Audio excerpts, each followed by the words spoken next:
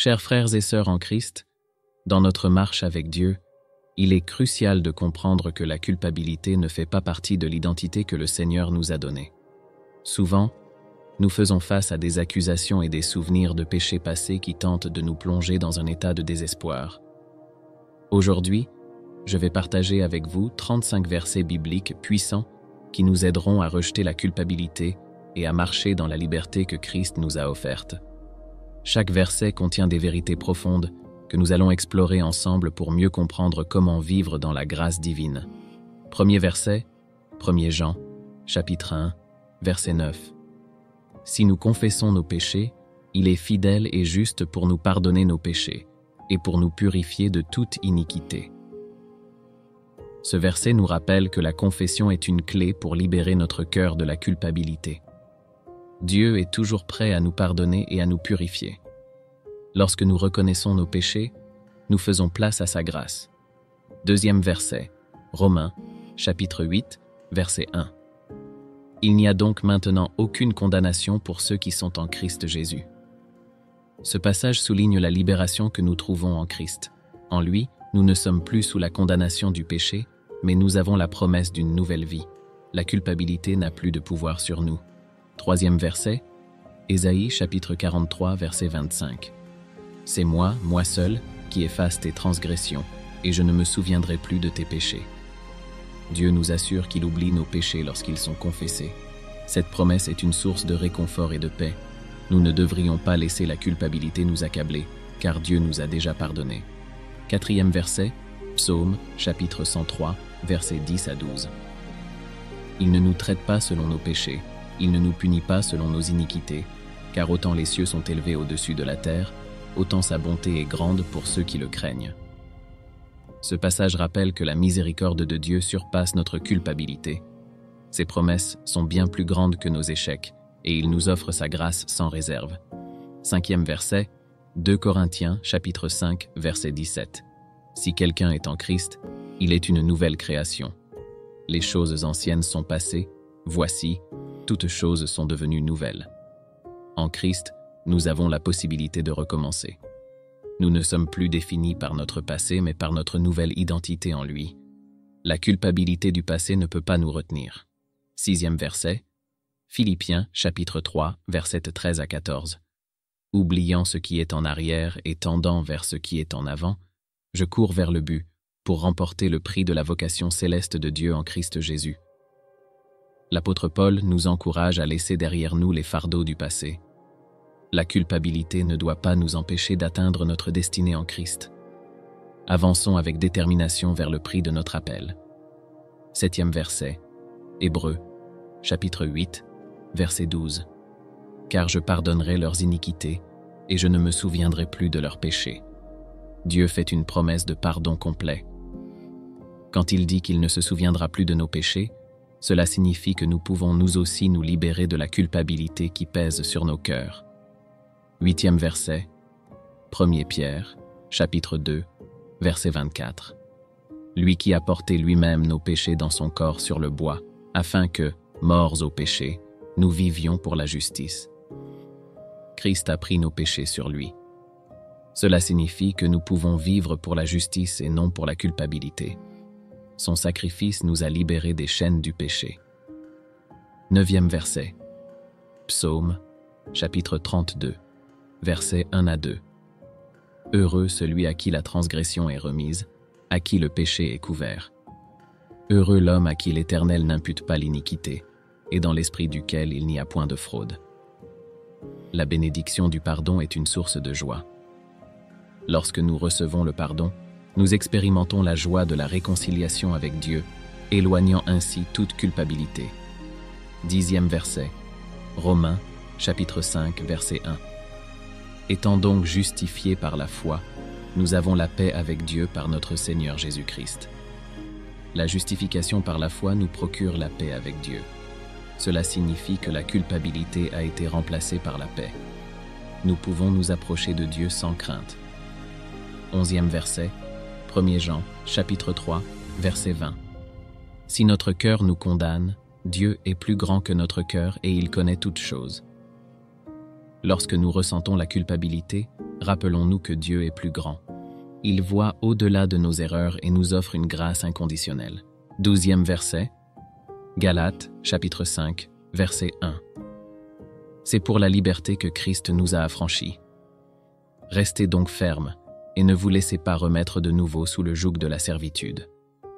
Christ nous a affranchis pour que nous vivions dans la liberté.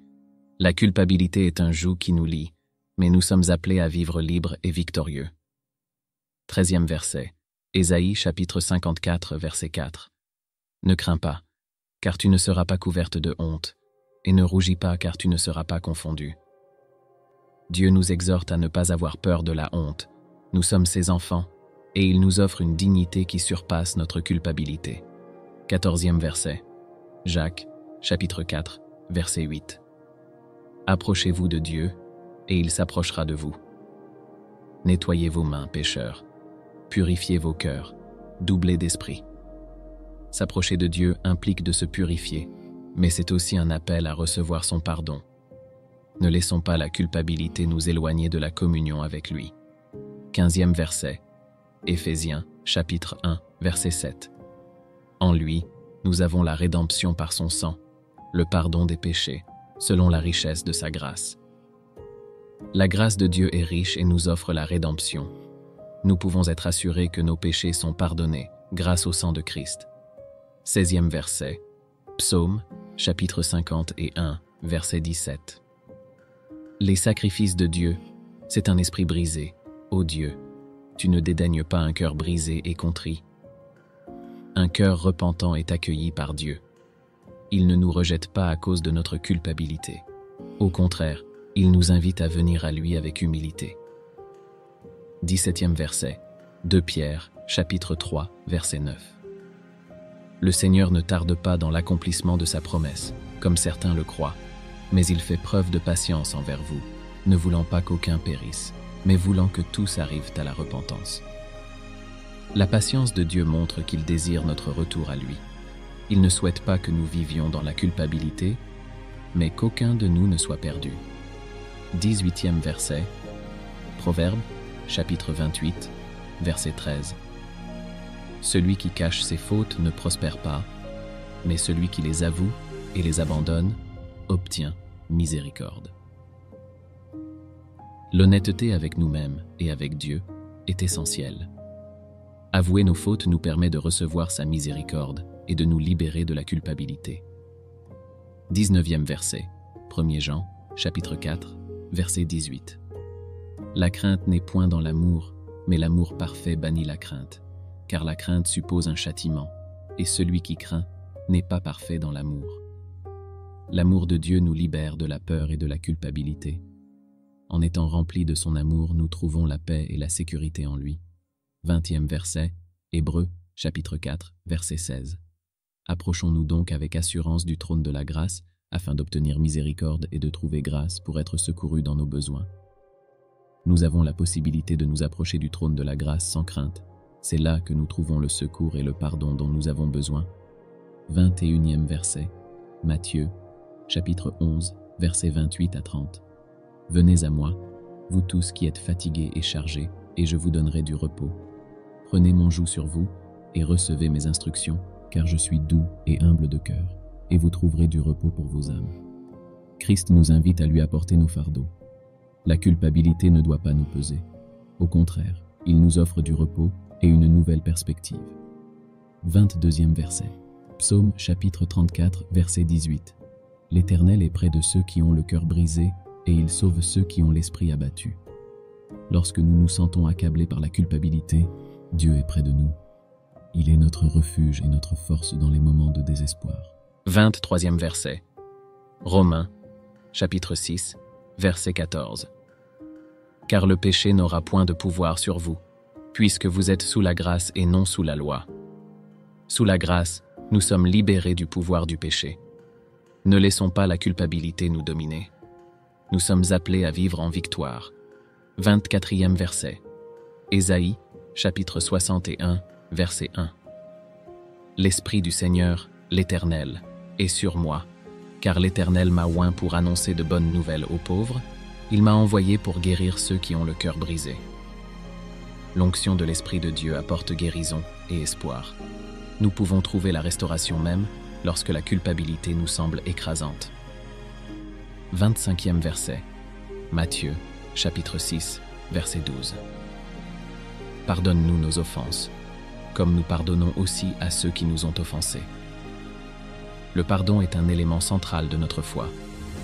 Lorsque nous acceptons le pardon de Dieu, nous sommes également appelés à pardonner aux autres, nous libérant ainsi de la culpabilité. 26e verset, 2 Corinthiens, chapitre 12, verset 9.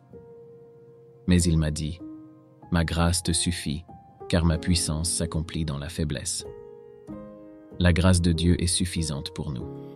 Même dans nos faiblesses, sa force se manifeste. Cela nous encourage à rejeter la culpabilité et à nous appuyer sur sa grâce. 27e verset. Psaume, chapitre 100. 47, verset 3. Il guérit ceux qui ont le cœur brisé, et il panse leurs blessures. Dieu est un guérisseur. Il prend soin de nos cœurs brisés et guérit nos blessures, y compris celles causées par la culpabilité. 28e verset. Hébreux, chapitre 10, verset 17. Et je ne me souviendrai plus de leurs péchés et de leurs iniquités. Encore une fois, la promesse de Dieu est claire. Il ne se souvient plus de nos péchés. Nous avons l'assurance que nous pouvons nous libérer de la culpabilité qui nous retient. 29e verset. Luc, chapitre 15, verset 10. Je vous le dis, il y a de la joie devant les anges de Dieu pour un seul pécheur qui se repent.